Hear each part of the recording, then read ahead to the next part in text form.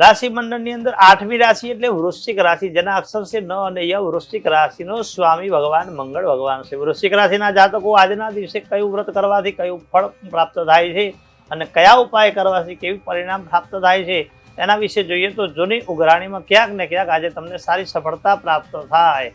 સાથે સાથે શેર બજારની અંદર પણ લાભ થાય. કામકાજમાં નવી તકો મળવાના એક યોગ બની રહ્યા છે. ક્યાંક તમારા જીવનની અંદર પરિવારમાં તણાવ અને અશાંતિ જણાય. ભૌતિક સુખ સુવિધામાં વધારો થશે.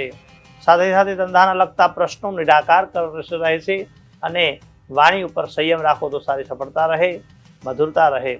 ઉપાય આજના દિવસે તમે ભગવાન કોઈ પણ દેવીની ઉપાસના કરો. ચંડી પાઠની અંદર કુંજિકા સ્તોત્રનો પાઠ કરવામાં આવે અથવા ઓમ ઐં હ્રીમ ક્લીમ ચામુંડાય વિચ્ચી મંત્રનો જપ કરવામાં આવે.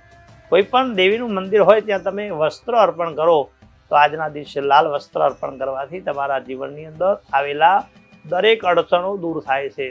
વૃશ્ચિક રાશિના જાતકોનો સ્વામી મંગળ છે એટલે લાલ વસ્ત્ર દાન કરવાથી ઘઉંનું દાન કરી શકાય.